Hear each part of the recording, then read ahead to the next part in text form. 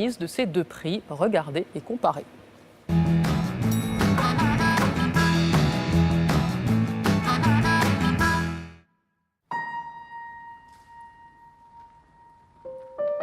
Un prix littéraire, c'est quoi? C'est une vieille dame entourée de gens plus vieux encore, immortels, gardiens du temple de la langue française.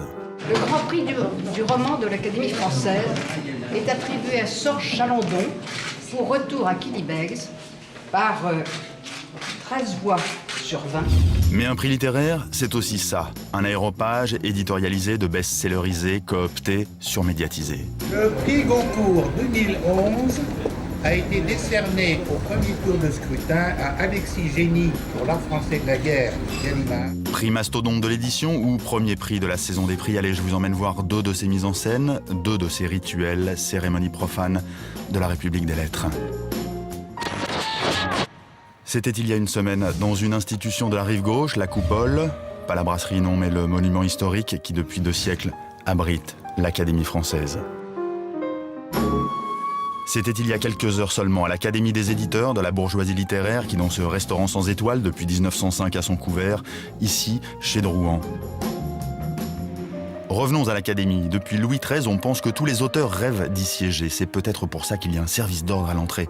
Nous, on était sur la liste des invités et finalement, dans la cour, on se retrouve moins nombreux qu'en classe de CM2. C'est peut-être parce que c'était l'heure du goûter. Par contre, à l'heure du déjeuner, il y avait du monde au restaurant. Germano Pratin des Deux Rives, photographe de salon, grand reporter des guerres éditoriales. Si l'importance d'un prix se mesure au nombre des présents, alors vous pouvez déjà vous faire une idée. À l'Institut, on attendait le nom de l'heureux élu, qu'il était déjà là, à côté du tableau d'école, bien sage, Sorge, Chalandon et son roman Retour à Quillybegs, histoire irlandaise d'un traître à ses amis. Quand même, il n'y a pas de quoi ranimer la statue à ma gauche, oui, c'est Chateaubriand, oui, il est mort, et alors?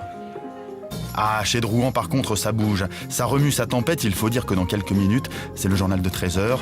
D'année en année, c'est toujours la même mise en scène. Place au spectacle littéraire. Félicitations à l'auteur, champagne pour l'éditeur, un Goncourt, dit-on, c'est 400 000 ventes assurées. Dans les salons au tapis vert, par contre, on ne parle pas de ces vulgarités. Qu'importe les chiffres de vente, tant qu'on a l'ivresse de la langue.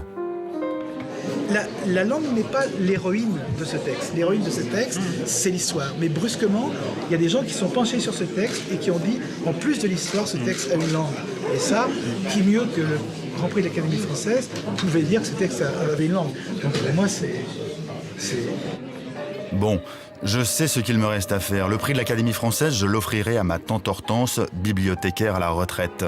Et le Goncourt de l'année à mon beau-frère Jean-Claude, qui est commercial à Roubaix. De toute façon, le Goncourt, on l'achète toujours et on le lit presque jamais. Moi, mon prix littéraire, mon auteur préféré au milieu de toutes ces mondanités, je l'ai trouvé au vestiaire de l'Académie. Il s'appelle Philippe, il n'a rien publié, il fait des mots fléchés. Ce Lautréamont de papier m'a offert ce que je vous transmets, le mot de la fin, en 7 lettres, très poétique, loustique.